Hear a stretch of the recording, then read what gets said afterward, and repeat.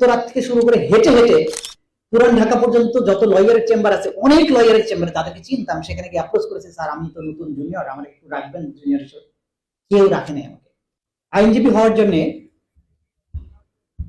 প্রথমেই যে জিনিসটা দরকার সেটা হচ্ছে স্ট্রং ডিটারমিনেশন। কারণ অনেকেই, কেউ বাই ডিফল্ট লয়ার হয়েছেন, কেউ নানান কারণে আর কোথাও চান্স পান নাই, ল ডিপার্টমেন্টে চান্স পেয়েছেন, কিছুই করতে পারেন নাই, ল কলেজে পড়েছেন, সেই জন্য হতে হয়েছে। এরকম অনেক ব্যাপার আছে। আমি আমার জীবন থেকে বলি, আমার স্বপ্ন কখনোই ছিল না যে আমি লয়ার হব। আমি ওইরকম সবার মতো বাংলাদেশের মধ্যবিত্ত পরিবারের সবাই যে স্বপ্ন দেখে ডাক্তার হবে, ইঞ্জিনিয়ার হবে, এগুলোর বাইরে যেন কিছু ভাবাই যেত না। এরকম ভাবি, যখন ভর্তি পরীক্ষার সময় আসলে দেখা গেলো যে কোনো ডিপার্টমেন্টেই আমার ভালো মতো চান্স হয় না, শুধু ল ডিপার্টমেন্টে চান্স পেয়েছি। তা এখন অনিচ্ছা সত্ত্বেও ভর্তি হয়ে গেছি। ল পড়ি, কিন্তু মনে হয় যে ল পড়লেই কি, আমি তো আর লয়ার হচ্ছি না, একটা কিছু তো হবো, অন্য কিছু হবো।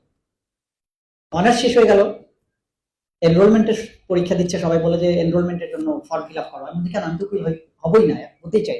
বলে হয়ে থাকলে ক্ষতি কি, সবাই তো হবে। পরীক্ষা দিলাম বার কাউন্সিলে, লয়ার হয়ে গেলাম। তখনও মাস্টার্স শেষ হয়নি, মাস্টার্স হলো 1 বছর হয়ে গেল, এদিকে লয়ার হয়ে গেলাম। মাস্টার্স শেষ করে ঢাকায় আসলাম, সুপ্রিম কোর্টে আসলাম, ততদিনে দেখা গেলো যে 1 বছর হয়ে গেছে। তো তখন বলছে হাইকোর্ট ডিভিশনের এনরোলমেন্টের জন্য তোমার যে যোগ্যতা সেটা হয়ে গেছে, কারণ হচ্ছে 1 বছরের অভিজ্ঞতা প্লাস হচ্ছে যাদের এলএলএম আছে, হ্যাভিং কোয়ালিফাইং মার্কস, তারা 1 বছরের এক্সামশন পায় 2 বছরের জায়গায়। হাইকোর্টে পরীক্ষা দিলাম, হাইকোর্টে এনরোল হয়ে গেলাম 1999 সালের 30 জানুয়ারি। এখন তো কি করব? তো প্রথমে মেম্বার হওয়ার জন্য ঢাকা বাড়ি গেলাম। ঢাকা বাড়ি গিয়ে যে পরিবেশ দেখলাম, দেখার পরে আমার মনে হলো আমি জীবনে আর ওকালতি করবো না, কারণ এখানকার পরিবেশ দেখার পরে মনে হয়েছে এইটা আমার জায়গা না। কেন? আমি একটা উদাহরণ দিই। প্রধান অতিথি বলবেন ওনার অভিজ্ঞতার কথা। সেটা হচ্ছে যে আমি একজন লয়ারের চেম্বারে গেলাম, একটা বড় লম্বা রুম, সেখানে 3 জন আইনজীবী বসেন। তো বৃষ্টির দিন, তো একটা টেবিলের যে লয়ার, ওনার একটা ক্লায়েন্ট আসছে, সম্ভবত ছিনতাই চুরি এরকমের মামলার আসামি। সেদিন জামিন হয়েছে আগে, সেদিন ছিল তার হাজিরার তারিখ। তো সেদিন জিজ্ঞাসা করলে, তুমি কি আজকে আমার ফিস নিয়ে আসছো, হাজিরার টাকা নিয়ে আসছো? বলে না স্যার। তো ওখানে ছাতা ছিল, বৃষ্টির দিনের ছাতা দিয়ে 2টা বাড়ি দিয়ে বলে, হারামজাদা টাকা নিস না। আমি ভাবলাম এই প্রফেশন আমার জন্য না, কারণ এই দৃশ্য আমি নিতে পারছিলাম না। এরপরে চলে আসলাম সুপ্রিম কোর্টে এসে, এখন অ্যাপেলেট ডিভিশনের যিনি বিচারপতি বিচারপতি এস এম এমদাদুল হক সাহেব, উনি তখন ওনার সিনিয়র ব্যারিস্টার কাজী শাহাদাত সাহেবের চেম্বারে বসেন। উনি যেহেতু আমার ডিপার্টমেন্টের অগ্রজ, উনি বড় ভাই ডিপার্টমেন্টের, ওনার কাছে আসলাম। তো উনি বললো যে আমার সাথে থাকতে থাকেন। তো এইখানে হাইকোর্টে আসি, কোর্টরুমে যাই, তখন জাস্টিস মুস্তফা, সম্ভবত এটিএম আফজাল সাহেব তখন প্রধান বিচারপতি, জাস্টিস মুস্তফা কামাল তখন সিনিয়রিটির দিক থেকে সেকেন্ড। তো সেই সময়ে হাইকোর্ট ডিভিশনের একটাই বিল্ডিং, তখন অ্যানেক্স বিল্ডিং হয়নি। এই কোর্ট রুম গুলোতে তখন এসি ছিল না, জানালাগুলো খোলা থাকতো, ফ্যান চলতো। আমরা বারান্দা দিয়ে হাঁটতাম, যখন খুব আস্তে আস্তে পা টিপে টিপে হাঁটতাম, যে শব্দ যেন ভেতরের দিকে না যায়। সেখানে দেখতাম যে ডক্টর কামাল হোসেন আর্গুমেন্ট করছেন, খন্দকার মাহবুদ্দিন আহমদ সাহেব আর্গুমেন্ট করছেন, সৈয়দ ইশতিয়াক সাহেব আর্গুমেন্ট করছেন, টিএস খান স্যার আর্গুমেন্ট করছেন, রফিকুল হক সাহেব আর্গুমেন্ট করছেন। এত চমৎকার পরিবেশ, পিন ড্রপ সাইলেন্স। একজন যখন কথা বলে, উনি বইয়ের একটার পর একটা বই রেফার করছেন, আর্গুমেন্ট করছেন। একজন যখন আর্গুমেন্ট করছে, তখন মনে হচ্ছে যে ওই পক্ষে তো আর কিছুই বলার নাই, এ তো শেষ, ওনার বলা শেষ, বসে যাচ্ছে। আদার সাইডে যখন পাল্টা আর্গুমেন্ট করছে, তখন মনে হচ্ছে আরে আগের জন কি বললো, এটা তো কিছুই না, এখন তো ওনার আর্গুমেন্টই সবচেয়ে শক্তিশালী। এই জিনিসটা দেখার পরে আমার মনে হলো যে না, ওকালতি বোধহয় করা যায়, এই জায়গাটা ভালো। আমি ব্যারিস্টার রাজ্জাক সাহেবকে জিজ্ঞাসা করলাম, উনি কখনো ফর্মালি ওনার চেম্বারে যোগ দেওয়ার সুযোগ আমার হয়নি, সেটা আরেক গল্প। সিনিয়র পাচ্ছিলাম না বলে ঢাকা শহরের একদম উত্তরার থেকে শুরু করে হেঁটে হেঁটে পুরান ঢাকা পর্যন্ত যত লয়ারের চেম্বার আছে, অনেক লয়ারের চেম্বারে তাদেরকে চিনতাম, সেখানে গিয়ে অ্যাপ্রোচ করেছে, স্যার আমি তো নতুন জুনিয়র, আমার একটু রাখবেন জুনিয়র হিসেবে। কেউ রাখে নাই আমাকে, ইনক্লুডিং ব্যারিস্টার রাজ্জাক। উনি বললো আমার চেম্বারে জায়গা নাই, লিপু ভাইরা তখন চেম্বারে জুনিয়র, আমার চেম্বারে জায়গা নাই, তুমি দেখো কি করা যায় অন্য কোথাও। খুব কষ্ট পাচ্ছি, সিনিয়র নাই। তখন আমি অনেক শুকনা মানুষ, চামড়ার রঙও কালো, কোন চেম্বারে যাই ইমপ্রেসিভ চেহারা না, পাত্তাই দেয় না। তো কি করবো? তখন আমাদের জাস্টিস এমদাদ সাহেব বললো, আরে কি আছে, আমরা আছি, দেখা যাক, আমার এখানে বসতে থাকে। শুরু হলো, আচ্ছা যেটা ইন্সপিরেশনের জায়গাটা, তা এই বেলাতে কি হলো, আমি মাস্টার্স পাস করে চলে আসছি, সুপ্রিম কোর্টে উকিল হয়ে গেছি। বাবা বলছে তুমি তো উকিল হয়ে গেছে, এখন তোমার খরচ তুমি চালাও।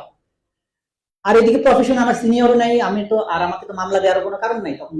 ওই শুরুতে দুপুরবেলা লাঞ্চ করার টাকা থাকতো না অধিকাংশ দিন, এটা এমদাদ সাহেব বুঝতেন। খাবারের সময় হলো দুপুরে, এই আসেন তো একটু যাই ঘুরে আসি, ক্যান্টিন ছিল একটা, জোর করে নিয়েই বলেন একটু খেয়ে নি চলেন। উনি বুঝতে দিত না যে আমার টাকা নাই, এটা উনি বুঝেন, এটা উনি আমাকে বুঝতে দিতেন না, কিন্তু আমি যাতে না খেয়ে না থাকি সেটার জন্য ওনার একটা আলাদা সহানুভূতি ছিল, সেটা করতেন। প্রফেশনে এইরকম ইন্সপিরেশনের দরকার হয়। আজকে জাস্টিস এমদাদ সাহেব অ্যাপ্লাইড ডিভিশন পর্যন্ত আছেন, কিন্তু জুনিয়রদের প্রতি ওনার যে দৃষ্টিভঙ্গিটা ছিল এটা প্রত্যেকের জন্য শিক্ষণীয়। আপনারাও চেষ্টা করবেন আপনাদের পরবর্তীতে যারা আসবে তাদের জন্য এরকম একটা স্পেস তৈরি করে দেয়া, যাতে আপনাদের ছোট ভাইয়েরা জুনিয়ররা তারা যেন এরকম একটা স্পেস পায়। ওই দিন জাস্টিস এস এম এমদাদ সাহেব ওই সুযোগটা না দিলে হয়তোবা আজকে তাজুল ইসলাম আমি হতে পারতাম না, এটা বাস্তবতা। তাহলে এই যে ডিটারমিনেশন, কিন্তু একবারও আমার কিন্তু মনে হয়নি যে আমার এই প্রফেশন ছেড়ে চলে যাওয়া উচিত। আমি কখনো কোনো চাকরির ইন্টারভিউ দিইনি, বিসিএস ও করার চেষ্টা করিনি। জুডিশিয়ারির জন্য আমার ব্যাচের ল ডিপার্টমেন্টে সেই সময় 130 জন ছাত্র ভর্তি হয়েছিল, যদিও কোটা ছিল 100 জন, কিন্তু ওই সময় নানান কারণে 130 জন ভর্তি হয়েছিল আমার বন্ধুরা, এবং তাদের মধ্যে 76 জন আমার জানা মতে তারা বিচার বিভাগীয় অফিসার, অর্থাৎ কেউ এখন একজন আছেন হাইকোর্ট বিভাগের বিচারপতি, বাকিরা হয়তো ডিস্ট্রিক্ট জাজ, নারী ও শিশু নির্যাতন দমন ট্রাইব্যুনালের জাজ বা বিচার বিভাগীয় পদে আছেন। লয়ারের সংখ্যা আমাদের কাছ থেকে খুব কম, বিচারকই বেশি। এখন কি কারণে আমি ডিপার্টমেন্টের কথা গেলাম আমি ভুলে গেছি, যাই হোক। তো এই যে চাকরির ইন্টারভিউ দিলাম না, বিসিএস এ যাওয়ার চেষ্টা করলো না, আমার কাছে এত হতাশার পরেও মনে হয়েছে যে আমি লয়ার হতে পারবো, কারণ এই জায়গাটা আমি বুঝি আমার ভেতরে। কিন্তু প্রথম জীবনে কিন্তু স্বপ্ন এটা ছিল না। তারপরে আমি শুরু করলাম, এবং আচ্ছা আরো কিছু অভিজ্ঞতা আছে। তো সিনিয়ররা, সবার সিনিয়র ভাগ্য সমান হয় না। লিপু ভাইরা যে সুযোগটা পেয়েছেন, শিশিরা যে সুযোগ পেয়েছে, এটা আমার ছিল না, কারণ আমার সিনিয়র আমাকে কোনো ফাইলই ধরতে দিত না, ড্রাফটিং তো দূরের কথা, পড়তেও দিত না। কি করতো যে কোর্ট রুমে গিয়ে ফাইলটা রেখে বলতো যে 5 মিনিট পরে ওনার ধৈর্য ছিল না কোর্টে বসে থাকার, বলতো যে তুমি একটু বসো আমি ঘুরে আসি, যদি কাছাকাছি আসে আমার ডাক দিও। আমি ওই ফাঁকে ফাইলটা খুলে পড়তে শুরু করলাম এবং আমি ব্রিফটা বুঝতে শুরু করলাম, আমাকে কেউ শিখাচ্ছে না। দেখা গেল যখন মামলার আইটেম ডাকছে বা কাছাকাছি আসছে, আমি দৌড়ে যাচ্ছি, দেখি সিনিয়র আশেপাশে কোথাও নাই। তো দেখে ফেলছে, আমি তখন দাঁড়িয়ে বললাম যে অন বিহাফ অফ মেলানির সিনিয়র, আমি I am praying for time or passover. ওর বলছে নো, কোনো টাইম হবে না, আপনি বলেন কি আছে ফাইলে। সৌভাগ্যক্রমে ফাইলটা আমি পড়ে ফেলেছি। তা আমি বললাম যে এখানে এই আছে, ওকে যদি বেলের ব্যাপার, ইয়েস বেল।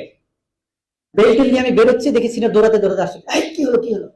আমি স্যার আপনার জন্য টাইম চাইছিলাম, দেয়নি, তো বলছে তুমি বলো, আমি বলছি বেল দিয়ে দিছে। ও আচ্ছা ঠিক আছে।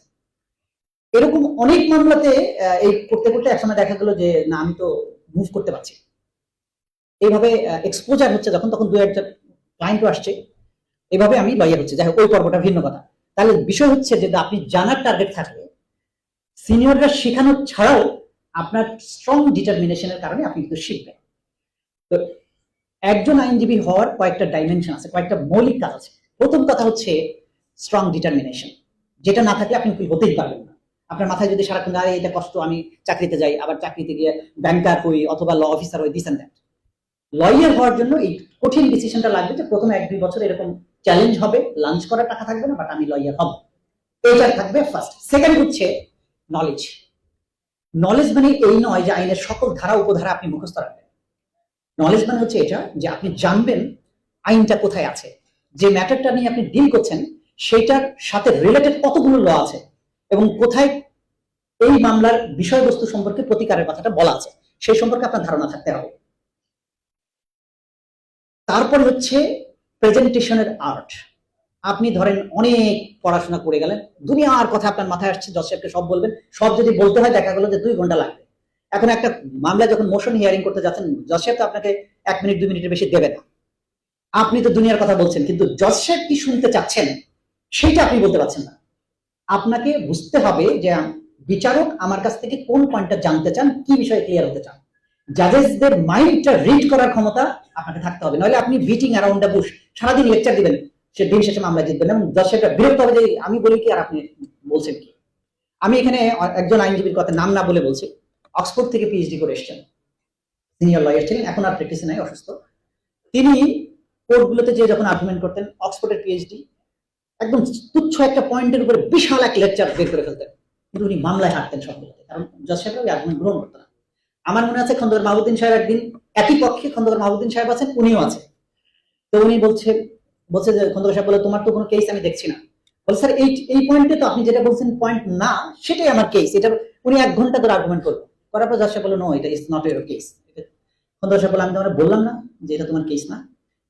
তাহলে বোঝা যাচ্ছে যে আপনি কত বড় পিএইচডি, কত বিশাল পড়াশোনা করেছেন সেটা ম্যাটার করবে না, বরং এই মামলার সবচাইতে শার্প পয়েন্ট কোনটা সেটা জানতে পারা, এবং মোস্ট ইম্পর্টেন্টলি আপনি যত শার্প মনে করেন, জশে বলছে যে এই পয়েন্টটা আমাকে ক্লিয়ার করেন, আপনার পক্ষে জাজমেন্ট আসবে, আপনি আপনার পক্ষে অন্যদিকে যাচ্ছেন, এটা হবে না।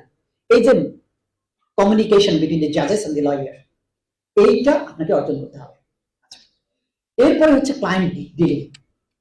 আপনি ভালো প্রেজেন্টেশন দেন, ভালো আইন জানেন, ভাষা জানেন, কিন্তু ক্লায়েন্টের সাথে আপনার ডিলিং এর ব্যাপারটা এখন ওই যেখানে বলা হয়েছে মোরালিটির প্রশ্ন, ফলস প্রতিশ্রুতি দিবেন না, মামলা জিতাই দিব চুক্তি করবেন না, আগে কনফার্মেশন দেবেন না, এগুলো তো মৌলিক কথাবার্তা। এই প্রসঙ্গে একটা গল্প বলি, মামলা চলে না, এটা একটা প্রচুর আলোচিত গল্প, আইন অঙ্গনে যারা আছেন তাদের জন্য এটা জানা দরকার।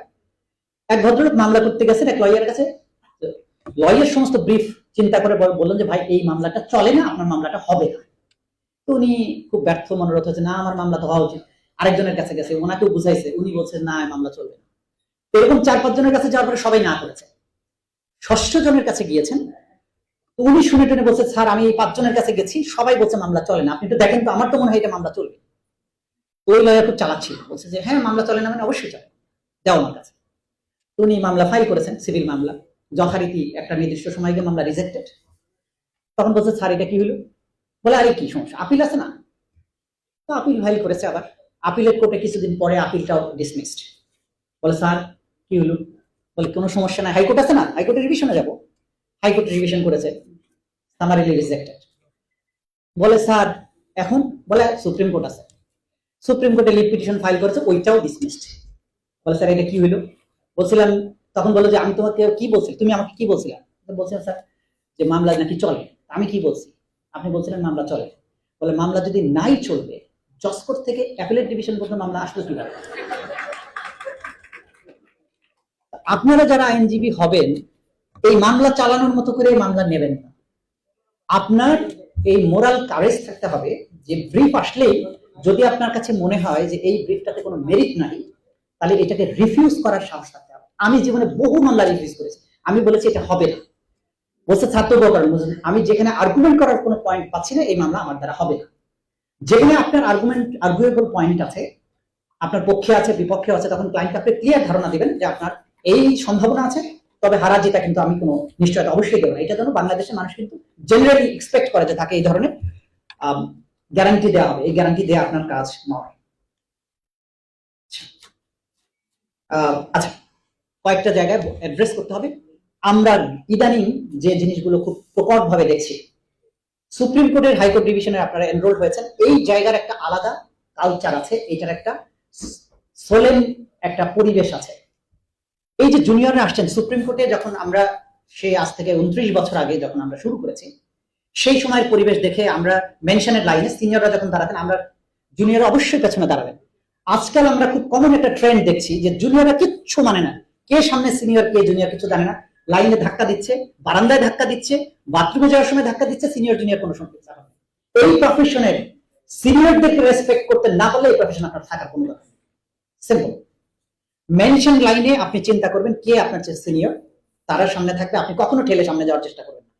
এবং এখানে আরো কয়েকটা জিনিস আছে, যে সিনিয়র অ্যাডভোকেট, যে বারবার বলছে আমাদের আসাদ, সিনিয়র অ্যাডভোকেট কিন্তু বয়সের কারণে সিনিয়র না, এটা একটা আলাদা সার্টিফিকেট।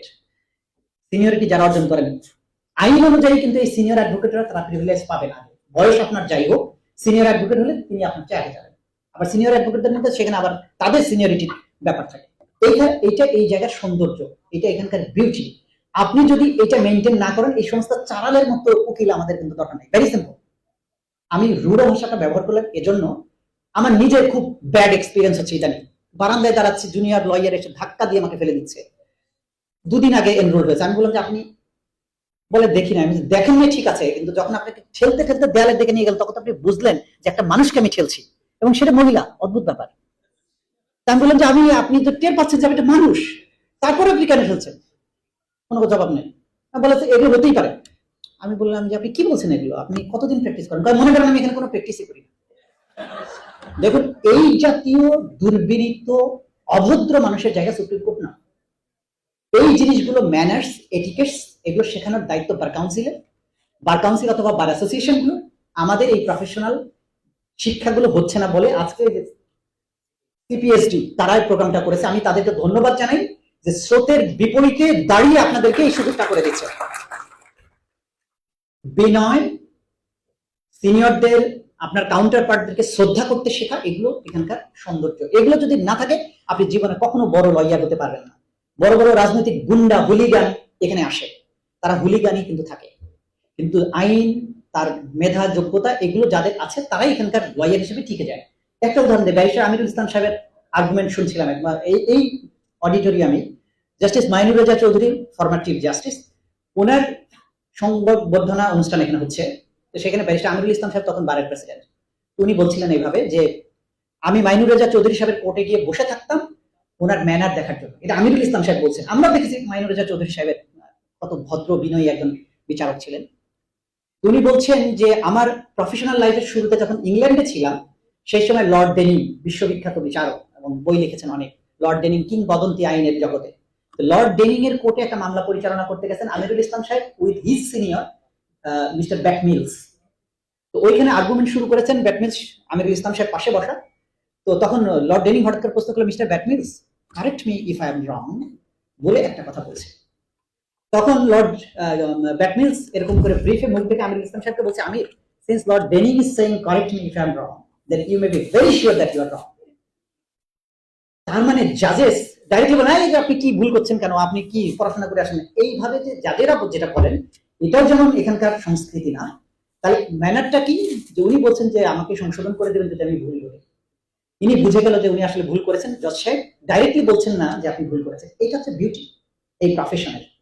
এই ম্যানার, এই এটিকেট, এটা আইনজীবীর সম্পদ। এবং আরো কঠিন সময় হয়তো আসবে, অনেক কঠিন জিনিস অতিক্রম, লম্বা গল্প ছিল, সেগুলো বলা যাবে। যে শিশির অসমাপ্ত গল্প বলেছিল, সেগুলোর এই আইনজীবীর জীবনে কি ধরনের ট্রমার মধ্য দিয়ে যায়, কি ধরনের ঐতিহাসিক মুহূর্তের মধ্য দিয়ে যেতে হয়, এগুলো সবকিছু আইনজীবীকে জানতে হবে যদি আপনি সামনের লম্বা রাস্তাটা হাঁটতে চান। তো আজকে একটা গুড বিগিনিং। আপনারা সৌভাগ্যবান যে অন্তত আপনাদের প্র্যাকটিস লাইফের শুরুতে এক ধরনের ওরিয়েন্টেশন আপনারা পেলেন আজকে। আপনারা ট্রাই করবেন এটা জানার জন্য। এবং পোশাক আশাক, কি বলে, আমাদের কলার ব্যান্ড পরে বাজারে যাবেন না, দয়া করে। কলার ব্যান্ড পরে পার্লামেন্টেও যাওয়া যাবে না। কলার ব্যান্ড পরে কোর্টের বাইরে কোথাও যাবেন না, প্লিজ। আবার যখন পোশাক আশাক পরবেন, স্মার্টনেস মানে সুন্দর সুন্দর স্যুট টাই পরা নয়। স্মার্টনেস হচ্ছে আপনি কথাটা প্রপারলি বলতে পারেন কিনা, যখন যা বলা উচিত সেটা বলতে পারছেন কিনা, আবার ড্রেসটা ময়লা কিনা। আমরা অনেক লয়ারকে পাই ডিস্ট্রিক্ট কোর্টে, দুনিয়ার ময়লা কলারওয়ালা একটা সাদা শার্ট, সাথে কোনো রকম একটা লাল টাই পরে কোর্টে দৌড়াচ্ছে, টাইটা যে কালো করতে হবে এটাও বোধ নাই। আবার হয়তো হাইকোর্ট ডিভিশনে সে এনরোল পায়নি, ব্যান্ড পরে ঘুরে বেড়াচ্ছে, এবং একই সাথে বাজারেও যাচ্ছে, মুরগির বাজারে, আলুর বাজারে। এই যে পীড়াদায়ক দৃশ্যগুলো আমাদেরকে পীড়িত করে, এমন কোনো কাজ আপনারা করবেন না। লয়ার মানে সিম্বল অফ স্মার্টনেস, লয়ার মানে সিম্বল অফ অনেস্টি, লয়ার মানে সিম্বল অফ বেনিফিট। এইটা মনে রেখে সামনে আগাতে হবে। বিশ্ববিখ্যাত আইনজীবী ছিলেন নেলসন ম্যান্ডেলা। ওনারও ইনিশিয়াল লাইফে স্ট্রাগল করেছেন, না খেয়ে থেকেছেন, কৃষ্ণাঙ্গ মানুষ, তখন বর্ণবাদী আফ্রিকা ছিল। তিনি আইনজীবী, ওই আমাদের মতো স্টোরি, কিভাবে স্ট্রাগল করেছেন, আইনজীবী হয়েছেন, বিনা পয়সায় কৃষ্ণাঙ্গদের মামলা লড়েছেন, তারপরে তো 27 বছর জেল খেটেছেন। কিন্তু দিন শেষে তার ডিটারমিনেশন, জাতির প্রতি তার ভালোবাসা তাকে মহান নেতায় পরিণত করেছিল। আপনারাও সেটা যদি অবলম্বন করেন, একদিন মহান নেতা না হন, মহান আইনজীবী হতে পারবেন। আপনাদের সবার শুভকামনা করছি জীবনের এই শুরুতে। আপনারা প্রত্যেকেই ম্যান্ডেলার মতো আলোকিত আইনজীবী হন, বাংলাদেশকে আলোকিত করেন। সবাইকে ধন্যবাদ।